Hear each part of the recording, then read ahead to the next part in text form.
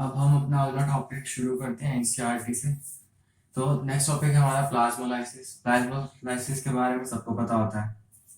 कोई भी हमने प्लांट सेल लिया, प्लांट सेल को उठाकर हमने हाइपरटोनिक सॉल्यूशन के अंदर डाल दिया। हाइपरटोनिक सॉल्यूशन, हाइपर मतलब उसके अंदर जो सॉल्यूट कंसंट्रेशन है वो ज्यादा है। मतलब जो सेल है प्लांट सेल, उसके आउटसाइड का एनवायरनमेंट कंसंट्रेटेड है। तो ऑस्मोसिस के थ्रू प्लांट सेल का जो वाटर है वो बाहर निकल के आ जाएगा सेल से, और जो सेल है वो श्रिंक हो जाएगा। अब जो हमारी प्लांट सेल होती है उसके अंदर सेल वॉल होती है। सेल वॉल तो रिजिड रहती है, ठीक है। तो वाटर श्रिंक हो रहा है तो सेल वॉल अपनी जो शेप है वो मेंटेन रखेगी। अंदर पानी निकल रहा है तो साइज भी श्रिंक होना चाहिए। तो क्या होता है, जो सेल मेम्ब्रेन है, ठीक है, जितना भी living part of the cell है वो क्या होता है, वो श्रिंक हो जाता है away from the cell wall, ठीक है, अंदर की तरफ ही सुगड़ जाता है। क्योंकि जो सेल वॉल है वो तो रिजिड है, वो तो स्ट्रक्चर तो डिस्ट्रक्ट कर नहीं सकती, ठीक है। The behavior of plant cell with regard to water movement depends on the surrounding solution. Understood है ये बात? Isotonic solution, जब सराउंडिंग मीडियम और हमारे प्लांट सेल के अंदर जो कंसंट्रेशन है दोनों सेम है, इक्विलिब्रियम मेंटेन है, उसको हम आइसोटोनिक सॉल्यूशन बोलेंगे। If the external solution balances osmotic pressure with the cytoplasm is said to be isotonic. अब इसने ऑस्मोटिक प्रेशर बैलेंस करने के लिए क्यों कहा है? क्योंकि ऑस्मोटिक प्रेशर जो है वो सॉल्यूट कंसंट्रेशन पर डिपेंड करता है। तो ये ऑस्मोटिक प्रेशर को हम सॉल्यूट कंसंट्रेशन से रिप्लेस कर सकते हैं। तो दोनों तरफ इनसाइड द सेल और आउटसाइड सॉल्यूशन में दोनों कंसंट्रेशन बराबर होने चाहिए उस टाइप के सॉल्यूशन को, ठीक है। हम एक्सटर्नल सॉल्यूशन की बात करते हैं, उस टाइप के सॉल्यूशन को हम आइसोटोनिक सॉल्यूशन बोलते हैं। फिर हाइपोटोनिक सॉल्यूशन, हाइपो मतलब कम, हाइपो हाइपो मतलब कम, मतलब लेस कंसंट्रेटेड, मतलब डाइल्यूट, ठीक है। If the external solution is more dilute than the cytoplasm, आप डायग्राम में भी देख लो, अंदर कंसंट्रेटेड है साइटोप्लाज्म में in comparison to external surrounding medium, ठीक है। Hypertonic solution, if the external solution is more concentrated in cytoplasm, diagram में क्लियरली रिप्रेजेंट हो रखा है। अब इस वाले डायग्राम में जब हम किसी भी प्लांट सेल को आइसोटोनिक सॉल्यूशन में प्लेस करते हैं तो दोनों की तरफ कंसंट्रेशन बराबर है, तो net movement of water zero होता है। जितना वाटर बाहर निकल रहा है सेल से उतना ही वाटर सेल के अंदर भी जा रहा है। अब जब हम किसी भी प्लांट सेल को हाइपोटोनिक सॉल्यूशन में डालेंगे, हाइपोटोनिक सॉल्यूशन में डाला मतलब बाहर कंसंट्रेशन कम है, तो वाटर अंदर चला जाएगा सेल के अंदर, और अंदर वाटर जाएगा तो क्या होगा, मान लो हमारे पास बीकर था, एक प्लांट सेल डाला, बाहर है हमारा हाइपोटोनिक सॉल्यूशन। जब पानी अंदर जाएगा, पानी अंदर जाएगा तो जो हमारा ये है protoplast, living part of the cell, वो क्या होगा, वो एक्सपैंड होगा, बढ़ेगा, उसका साइज बढ़ जाएगा, ठीक है। बढ़ने की वजह से जो प्रोटोप्लास्ट है वो जो सेल की वॉल है उसके ऊपर प्रेशर लगाने लगेगी, ठीक है।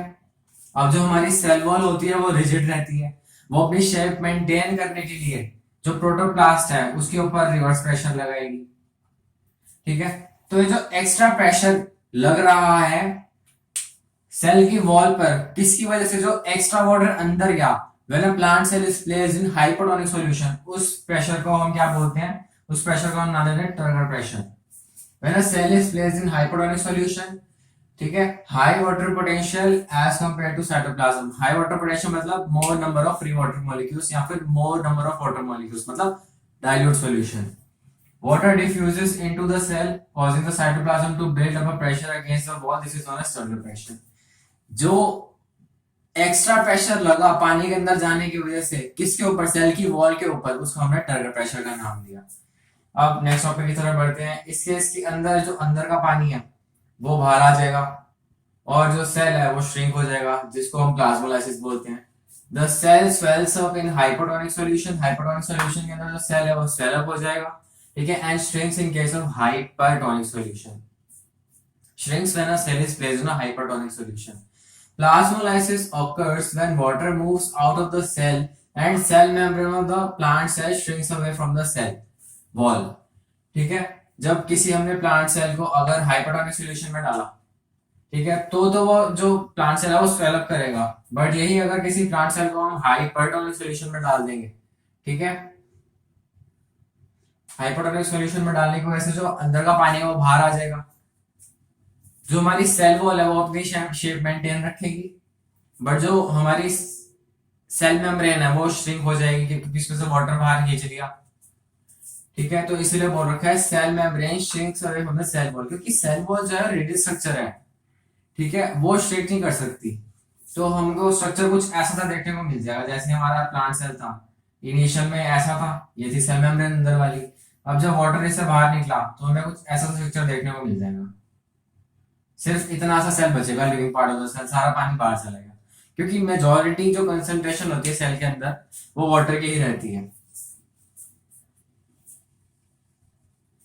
ठीक है, हाइपरटोनिक सॉल्यूशन होना चाहिए प्लाज्मोलाइसिस के लिए, बिल्कुल सही बात। Water is first lost from the cytoplasm and then from the vacuole. अब ऐसे क्यों बोला गया? क्योंकि देखो ये हमारे पास प्लांट सेल था, ये उसकी सेल वॉल थी, अब इसके अंदर वैक्यूल है। मान लो जो वाटर बाहर आना शुरू होगा तो सबसे पहले साइटोप्लाज्म से ही तो आएगा। जब साइटोप्लाज्म में वाटर की कमी महसूस होने लगेगी, मतलब जब साइटोप्लाज्म, जो साइटोप्लाज्म है उसकी कंसंट्रेशन कम हो जाएगी as compare to concentration of vacuole, आ रही बात समझ में? तब जाकर देखो मैं बताता हूं फिर से, एक बार फिर से। ये हमारे पास एक प्लांट सेल था, प्लांट सेल की सेल वॉल थी, ठीक है, ये था उसकी सेल मेम्ब्रेन, सेल मेम्ब्रेन के अंदर वैक्यूल था। अब साइटोप्लाज्म है, साइटोप्लाज्म से पानी बाहर आने लग गया। जब साइटोप्लाज्म से पानी बाहर आएगा तो अंदर का जो सॉल्यूशन है वो कंसंट्रेटेड हो जाएगा।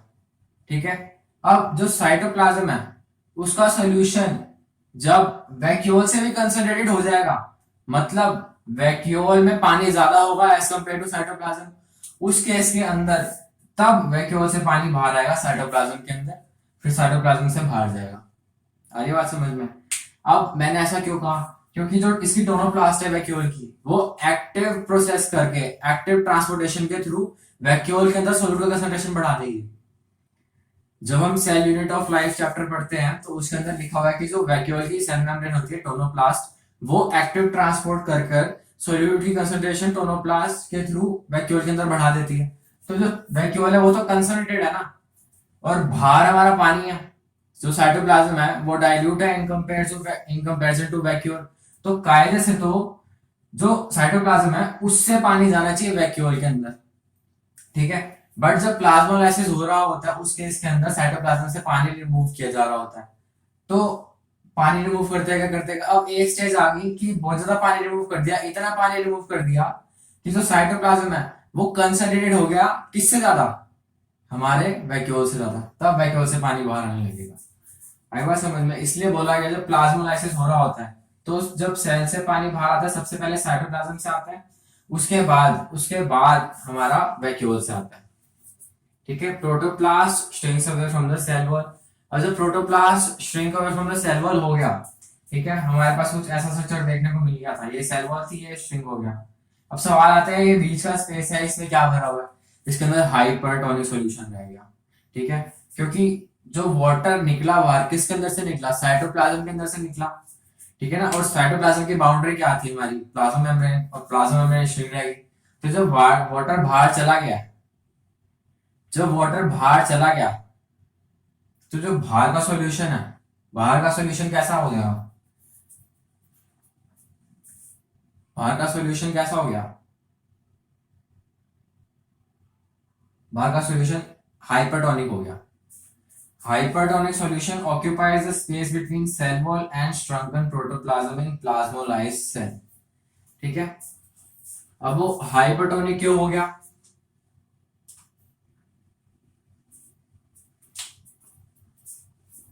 ये आई होप ये सबको समझ आ चुका होगा।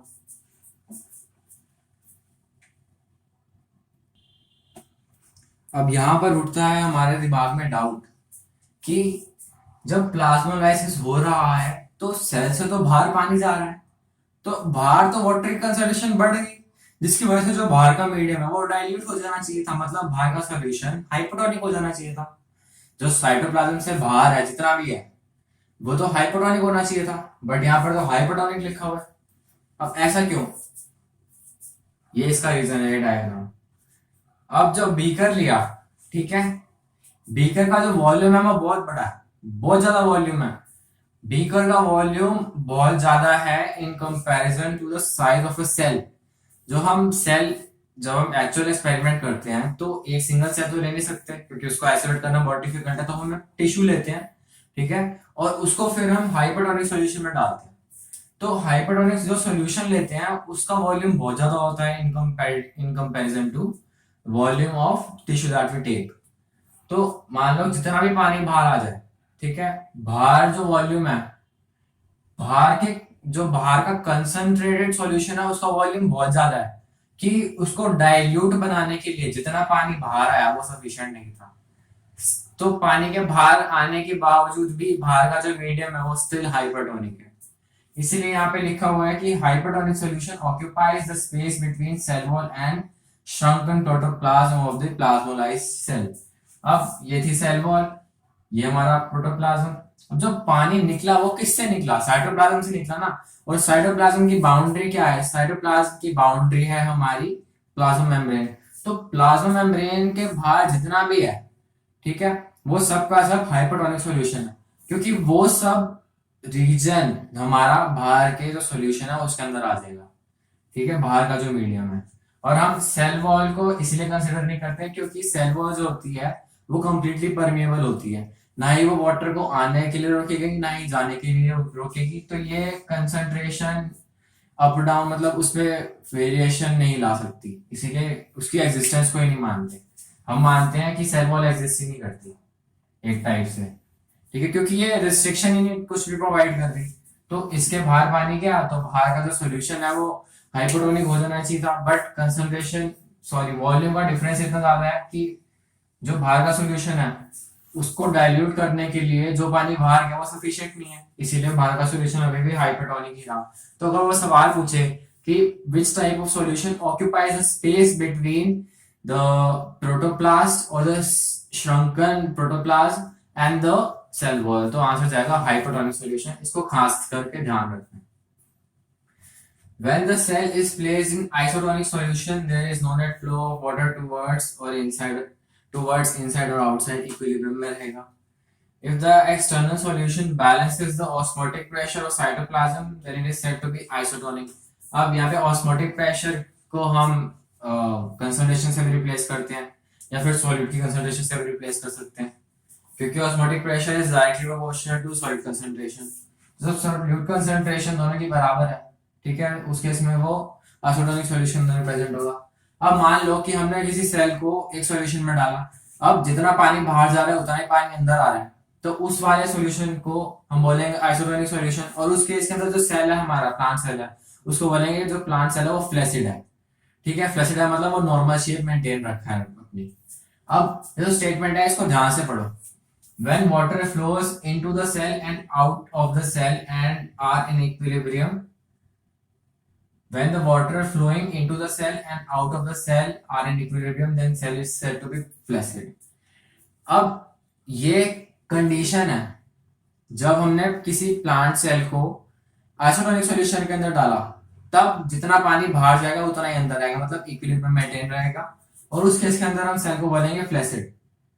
इसको इक्विलिब्रियम स्टेट से हमें कंफ्यूज नहीं हो जाना, आ रही बात समझ में? जैसे किसी सेल को हमने मान लो कि हाइपोटोनिक सॉल्यूशन में डाला, हाइपोटोनिक सॉल्यूशन में जो पानी है वो अंदर जाएगा, पानी अंदर जाएगा तो एक स्टेट के बाद, एक पॉइंट के बाद जो दोनों का इक्विलिब्रियम मेंटेन हो जाएगा, दोनों का जो सॉल्यूट कंसंट्रेशन है वो बराबर हो जाएगी, तो तब भी तो इक्विलिब्रियम मेंटेन है, तब भी तो हमें सेल को फ्लैसिड बोलना चाहिए था।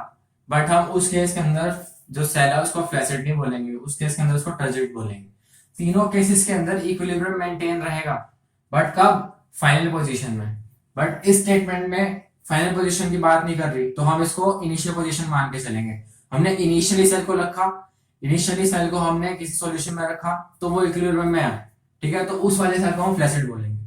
अब मान लो हमने किसी सेल को हाइपोटोनिक सॉल्यूशन में डाला तो पानी अंदर जाएगा, पानी अंदर जाएगा तो सेल का साइज बढ़ेगा, तो जो प्लांट सेल है वो बर्स्ट नहीं हो पाएगा क्योंकि it is surrounded by rigid cell wall, जिसकी वजह से उसका साइज बढ़ जाएगा, साइज बढ़ जाएगा तो उस सेल को हम बोल देंगे टर्जिड सेल, ठीक है।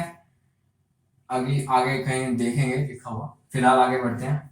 The process of plasmolysis is usually reversible.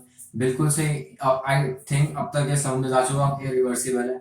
जो श्रिंक हो चुका था जो हमारा प्लांट सेल, मान लो हमने उसको उठाया और हाइपोटोनिक सॉल्यूशन में डाल दिया, तो सेल के अंदर तो कंसंट्रेशन ज्यादा है, बाहर कंसंट्रेशन कम है, तो वाटर अंदर जाएगा, वाटर अंदर जाएगा तो सेल का साइज फिर से बढ़ जाएगा, तो प्लाज्मोलाइसिस को रिवर्स कर दिया। तो plasmolysis is a reversible process. तो इससे वो ये क्वेश्चन पूछ सकता है कि प्लाज्मोलाइसिस को रिवर्स करने के लिए हमें क्या करना पड़ेगा, हमें उसे हाइपोटोनिक सॉल्यूशन में डालना पड़ेगा। When a cell is placed in hypotonic solution, high water potential as compared to cytoplasm, बाहर का जो मीडियम है, बाहर का जो सॉल्यूशन है, उसका जो वाटर पोटेंशियल है वो ज्यादा होना चाहिए एज कम्पेयर टू जो साइटोप्लाज्म है उसके कंपैरिजन में। मतलब बाहर का वाटर पोटेंशियल ज्यादा होना चाहिए, मतलब बाहर वाटर की कंसंट्रेशन ज्यादा होनी चाहिए, मतलब बाहर का सॉल्यूशन डाइल्यूट होना चाहिए। Water diffuses into the cell causing the cytoplasm to build up a pressure against the cell wall. This is called Turner pressure।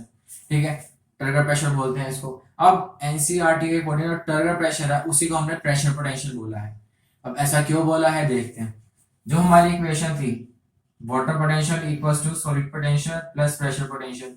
Generally हम एटमॉस्फेरिक कंडीशन के अंदर जो प्रेशर पोटेंशियल था इसको जीरो ले लेते हैं, बट मान लो कि हमने सॉल्यूशन के ऊपर कुछ प्रेशर लगा दिया, तो उस केस के अंदर जो प्रेशर पोटेंशियल है वो जीरो नहीं रहेगा। ठीक है, एक्सटर्नल प्रेशर हमने अप्लाई किया है तो इसकी कुछ वैल्यू रहेगी जो कि पॉजिटिव में रहेगी क्योंकि अप्लाई किया गया है। ऐसे ही जब हम सेल को नॉर्मल कंडीशन में था उसको हमने डाल दिया हाइपोटोनिक सॉल्यूशन में, हाइपोटोनिक सॉल्यूशन में डाला तो पानी अंदर आएगा, पानी अंदर आने की वजह से प्रेशर लगाएगा वॉल के ऊपर, तो एक्स्ट्रा प्रेशर आ गया ना, एक्स्ट्रा प्रेशर आ गया एक्सटर्नल एजेंट की वजह से।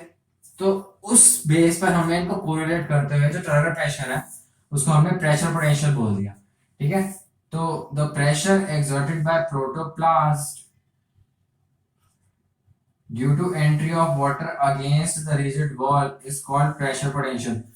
जो प्रोटोप्लास्ट ने प्रेशर लगाया किसके ऊपर, रिजिड वॉल के ऊपर, रिजिड वॉल के ऊपर, due to entry of extra water is known as pressure potential. तो एनसीईआरटी ने प्रेशर पोटेंशियल को ही टर्गर प्रेशर से रिप्लेस कर दिया। तो अगर हमसे सवाल पूछे कि प्रेशर पोटेंशियल बताओ ऑफ अ फ्लैसिड सेल, तो उसके इसके अंदर हमारा आंसर क्या जाएगा, देखो what is the pressure potential of a flaccid cell. तो जो प्रीवियस हमारी इक्वेशन थी solid potential equals to water potential equals to solid potential plus pressure potential, वो तो हमने क्या किया था, वो तो हमने बीकर के लिए लिया था ना अलग अलग एक्सपेरिमेंट में, कि अगर एक बीकर है उसके अंदर प्योर वाटर है फिर उसके अंदर सॉल्यूट डालते हुए, तो वो तो बीकर का एक्सपेरिमेंट था। और इसने सेल के लिए पूछा है, ठीक है, सेल के लिए पूछ रहा है, प्लांट सेल के लिए पूछ रहा है, तो हमारे दिमाग में खट से याद आना चाहिए कुछ प्रेशर की बात हो रही है, प्रेशर पोटेंशियल की बात हो रही है, तो हमने प्लांट सेल के अंदर सिर्फ और सिर्फ एक टाइप का प्रेशर पढ़ा है, turgor pressure, which is equal to cell wall pressure and opposite in direction. तो अगर वो प्रेशर पोटेंशियल पूछ रहा है किसके लिए, किसी भी सेल के लिए, मोस्ट लाइकली प्लांट सेल के लिए, अगर वो फ्लैसिड सेल कह रहा है, ठीक है, सेल के लिए अगर प्रेशर की बात पूछ रहा है तो हमें समझ जाना है कि वो टर्गर प्रेशर है। और फ्लैसिड सेल है मतलब वो नॉर्मल कंडीशन में, तो मतलब हमने किसी सेल को आइसोटोनिक सॉल्यूशन में डाल दिया तो पानी अंदर जाएगा नहीं, टर्गर प्रेशर डेवलप नहीं होगा, तो उस केस के जो टर्गर प्रेशर है वो जीरो हो जाएगा, और जो प्रेशर पोटेंशियल है which is equal to turgor pressure will also be zero. अब मान लो कि अगर किसी सेल को हमने हाइपोटोनिक सॉल्यूशन के अंदर डाला तो उस केस के अंदर पानी अंदर जाएगा जिसकी वजह से टर्गर प्रेशर की कुछ वैल्यू होगी, तो उस केस के अंदर जो प्रेशर पोटेंशियल होगा ऑफ अ टर्जिड सेल वो हो जाएगा पॉजिटिव। ठीक है, और ऐसे हाइपरटोनिक सॉल्यूशन के केस में जो प्रेशर पोटेंशियल की वैल्यू होगी which is equal to turgor pressure वो नेगेटिव में चली जाएगी। तो ये सब हमारा था प्लाज्मोलाइसिस से रिलेटेड टॉपिक। अब नेक्स्ट टॉपिक है इम्बाइबेशन। इम्बाइबेशन सिर्फ एक वर्ड बोलूंगा, एक सेंटेंस बोलूंगा मोर ओवर, और उसी से सारा जितना भी है एनसीईआरटी में दे रखा है वो सब समझ आ जाएगा। जैसे कोई लक्कड़ का पीस है, लक्कड़ के पीस को अगर हम पानी में डाल दें तो वो फूल जाएगी, ठीक है, इसी को इम्बाइबेशन बोलते हैं।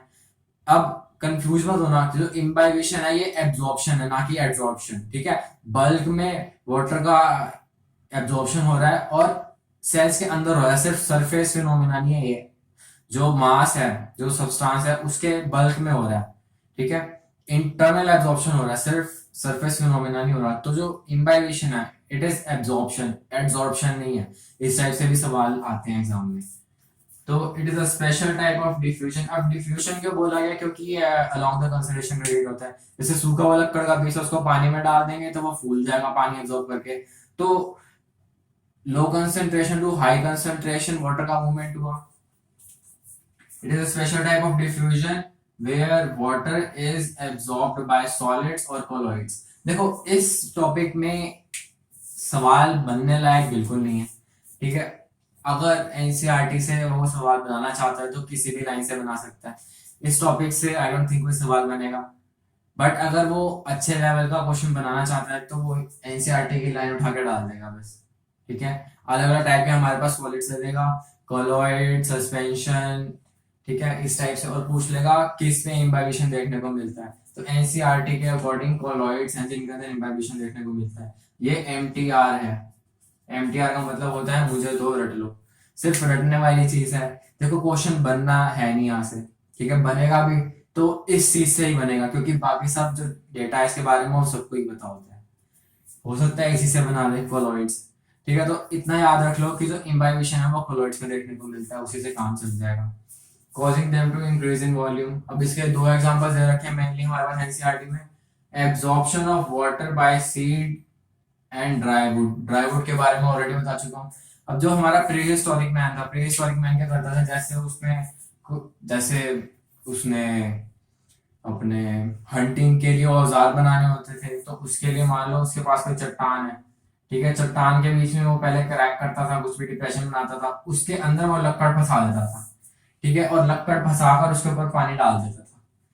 तो लक्कड़ का साइज फूल जाता था और जो चट्टान है वो टूट जाती थी। तो बड़ी बड़ी चट्टानों को तोड़ने के लिए वो इम्बिबिशन की प्रॉपर्टी का यूज करता था हमारा प्री हिस्टोरिक मैन। ये एग्जांपल एनसीईआरटी में दे रखा है।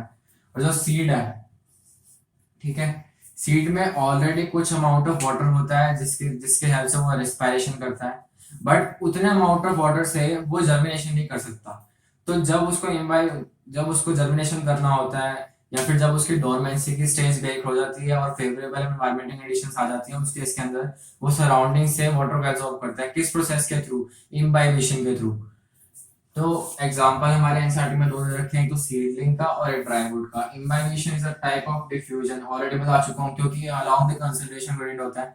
जो हमारा ड्राई वुड का लॉग था वो भी बहुत ज्यादा सूखा हुआ था, और जो हमारा सीड था वो भी मिनिमल अमाउंट ऑफ वाटर था उसके अंदर, ठीक है, वो भी बिल्कुल सूखा हुआ था। तो high water potential to low water potential water का मूवमेंट हो रहा है, तो अलोंग द कंसंट्रेशन ग्रेडियंट हो रहा है, इसीलिए it is a type of diffusion. तो फिलहाल अभी तक इस चैप्टर में अभी तक हमने दो टाइप के डिफ्यूजन देख लिए।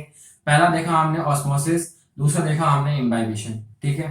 अब कंडीशन दे रखी है कि वाटर पोटेंशियल ग्रेडियंट होना चाहिए। वाटर पोटेंशियल ग्रेडियंट होना चाहिए मतलब कंसंट्रेशन का डिफरेंस होना चाहिए, बिल्कुल सही बात है। और affinity of absorbent and water imbibe of liquid imbibe. अब अंडरस्टूड सी बात है ना। अगर लक्कड़ को वुड अगर जो लक्कड़ है, सूखी लक्कड़ है, उसको पानी एब्जॉर्ब करना है या फिर इम्बाइब करना है, उस केस के अंदर जो हमारी लक्कड़ है वो हाइड्रोफिलिक होनी चाहिए, हाइड्रोफोबिक नहीं होनी चाहिए, ठीक है, तभी तो वो उसको एब्जॉर्ब कर पाएंगी। तो यही कह रहे हैं कि एफिनिटी होनी चाहिए एब्जॉर्बेंट की टुवर्ड्स अ लिक्विड एब्जॉर्ब। अब यहाँ पे एब्जॉर्बेंट और एब्जॉर्बेट के बीच में डिफरेंस आना जरूरी है,